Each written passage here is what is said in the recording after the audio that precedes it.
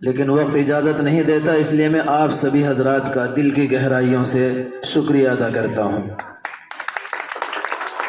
اس کے بعد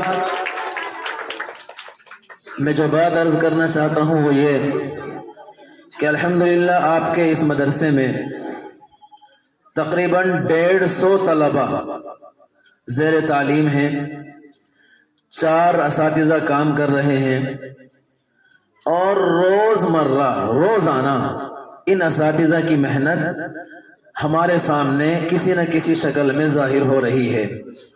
پچھلے سال جلسہ ہوا، الحمدللہ 4 بچوں نے قرآن کریم حفظ کیا۔ اس سال جلسہ ہوا تو الحمدللہ 6 بچوں نے قرآن کریم حفظ کیا، اور اب جو آگے جلسہ ہوگا انشاءاللہ اکتوبر نومبر میں تو تقریباً 8 یا 10 طلبہ ایسے ہیں جو انشاءاللہ تیار ہو رہے ہیں۔ امید ہے کہ انشاءاللہ 8 یا 10 طلبہ حافظ ہوں گے، ان کو دستار بندی ہوگی۔ اسی کے ساتھ یہ طلبہ جلسے میں یا ابھی اس وقت جو پروگرام ہوا ہے اس میں ان چھوٹے چھوٹے بچوں نے قرآن کریم کی شکل میں، ترانوں کی شکل میں، نعت کی شکل میں، تقریر کی شکل میں، اور اردو میں بھی اور انگلش میں بھی، یہ بہت بڑی بات ہے۔ اس پر جتنا میرا دل خوش ہو رہا ہے میں اس کو بیان نہیں کر سکتا۔ ان جذبات کو میں الفاظ میں آپ کے سامنے رکھ ہی نہیں سکتا۔ بس اللہ رب العزت والجلال کی بارگاہ میں دعا کرتا ہوں کہ ہمارے جو ہے اساتذہ ان ہمارے بچوں پر، ہمارے مستقبل پر محنت کر رہے ہیں، اور آپ حضرات جو ہر طرح سے مشوروں سے بھی کوئی پروگرام ہوتا ہے تو اس میں ساتھ دینے کے ذریعے بھی اور ہر طرح سے آپ حضرات تعاون کرتے ہیں۔ میں اللہ سے دعا کرتا ہوں کہ اللہ تبارک و تعالی ان اساتذہ کرام کو بھی، تعاون کرنے والوں کو بھی، محبت کرنے والوں کو بھی، مشورے دینے والوں کو بھی، ساتھ دینے والوں کو بھی اللہ تعالیٰ اپنی شایان شان بہترین بدلہ عطا فرمائے۔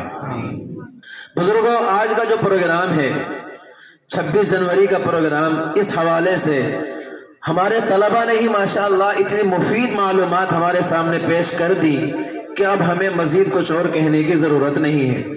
بس ایک بات میں آپ کے سامنے عرض کرنا چاہتا ہوں، 2 چیزیں الگ الگ ہیں، ایک ہے 15 اگست، ایک ہے 26 جنوری۔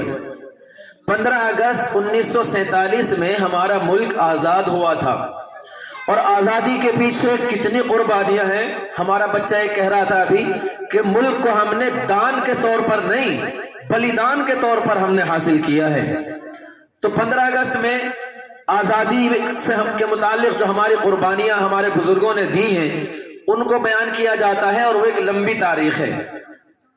آج کا جو دن ہے 26 جنوری، 26 جنوری 1950 میں، یعنی آزاد ہونے کے بعد 3 سال تک مسلسل محنت کر کے ایک قانون، ایک دستور، ایک سنویدھان، ایک آئین، ایک کانسٹیٹیوشن ایک بنایا گیا تھا۔ وہ 26 جنوری 1950 میں لاگو ہوا تھا۔ وہ ہمارا جو کانسٹیٹیوشن ہے، ہمارا جو آئین ہے، ہمارا جو سنویدھان ہے، اس کو بنانے میں ہم نے کتنی قربانیاں دی ہیں یہ کوئی نہیں جانتا۔ آزاد کرانے کے لیے جو قربانیاں دی ہیں یہ بات بھی سچ ہے کہ ان کو لوگ بھلانے کی کوشش کر رہے ہیں، لیکن ساری دنیا کی طاقت لگا لیں انشاءاللہ بھلا نہیں پائیں گے، اس لیے کہ اس ملک کا چپا چپا، گوشہ گوشہ اور ایک ایک پتا ہماری قربانیوں کی داستان سے بھرا پڑا ہے۔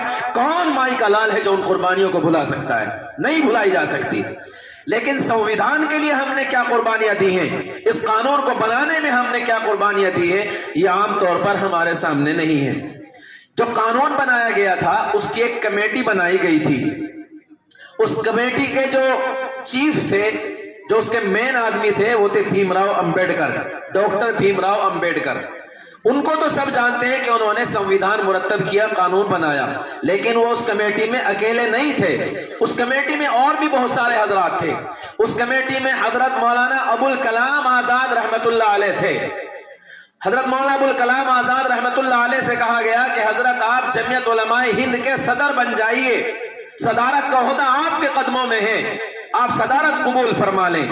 حضرت مولانا ابوالکلام آزاد رحمت اللہ علیہ نے کہا تھا کہ لوگوں، اس وقت میرے ملک کا قانون بن رہا ہے، میری قوم کی قسمت کو لکھا جا رہا ہے.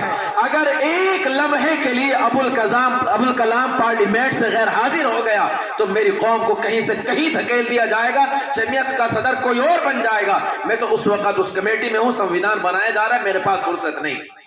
پھر حضرت مولانا مفتی کفایت اللہ صاحب کو بنایا گیا تھا صدر جمعیت علماء کا. مولانا ابوالکلام آزاد رحمت اللہ علیہ ہر وقت حاضر رہ کے یہ دستور بنایا ہے, یہ قانون مرتب کیا ہے.